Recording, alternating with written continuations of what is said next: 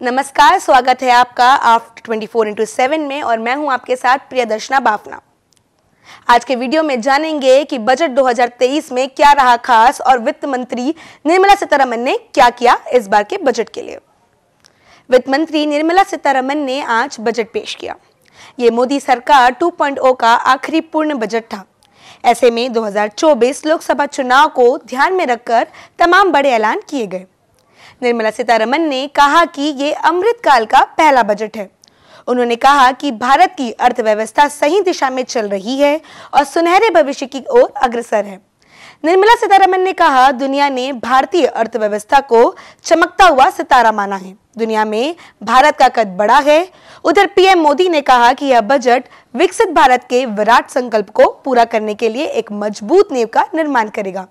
ये बजट आज की आकांक्षी समाज, गांव, गरीब, किसान, मध्यम वर्ग सभी के सपनों को पूरा करेगा।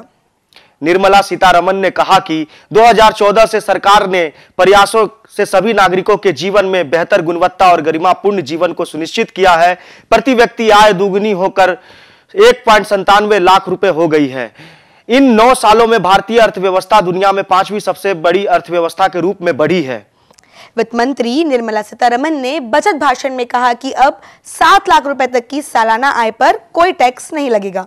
सीतारमण ने युवाओं के लिए प्रधानमंत्री कौशल विकास योजना 4.0 लॉन्च करने का ऐलान किया है। कृषि क्षेत्र के लिए तमाम बड़े ऐलान किए हैं। वित्त मंत्री निर्मला सीतारमण ने कहा कि कृषि से जुड़े स्टार्टअप्स को प्राथमिकता दी जाएगी। इसके लिए युवा उद्यमियों द्वारा कृषि स्टार्टअप्स को प्रोत्साहित करने के लिए एग्रीकल्चर एक्सीलेटर फंड बनाया जाएगा। वित्त मंत्री ने बताया कि बजट की 7 प्राथमिकताएं हैं। उन्होंने कहा कि इस बार बजट के मुख्य 7 लक्ष्य हैं, जिन्हें सप्तऋषि भी कहा गया है। पहला है समावेशी विकास, दूसरा है वंचितों को वरीयता, तीसरा है बुनियादी ढांचे और निवेश, चौथा है क्षमता विस्तार, पांचवा है हरित विकास, छठा है युवा शक्ति और 7वां है वित्तीय क्षेत्र। बजट भाषण में निर्मला सीतारमण ने कहा कि वर्तमान वर्ष के लिए हमारी अर्थव्यवस्था की वृद्धि दर 7% रहने का अनुमान है। यह विश्व की बड़ी अर्थव्यवस्थाओं में से सबसे अधिक है। भारतीय अर्थव्यवस्था सही रास्ते पर है और उज्जवल भविष्य की ओर बढ़ रही है। उन्होंने कहा कि पीएम गरीब कल्याण अन्न योजना के तहत 2 लाख करोड़ रुपए केंद्र सरकार द्वारा वहन किया जाना है।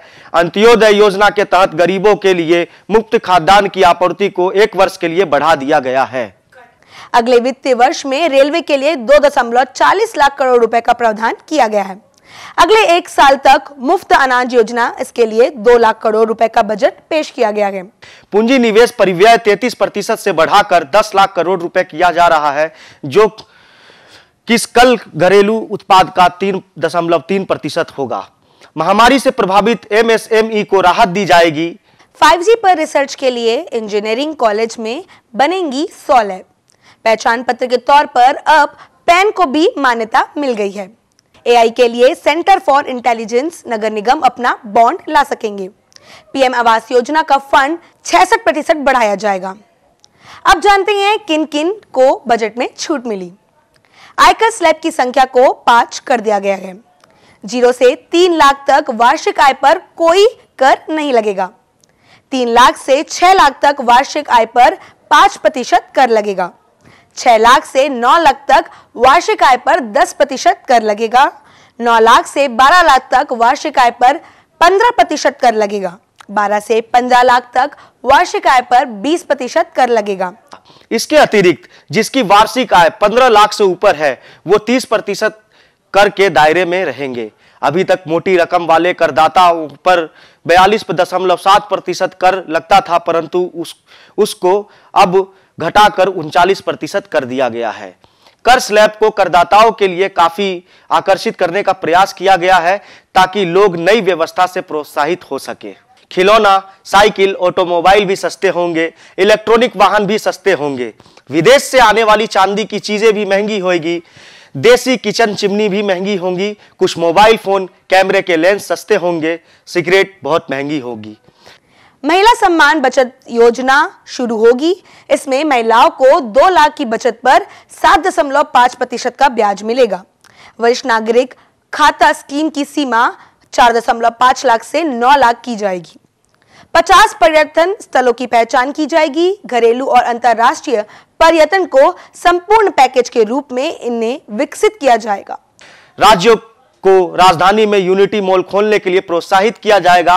इसके तहत वन डिस्ट्रिक्ट वन प्रोडक्ट और हैंडीक्राफ्ट आइटम कोष को बढ़ावा मिलेगा। तो ये था साल 2023-24 का बजट।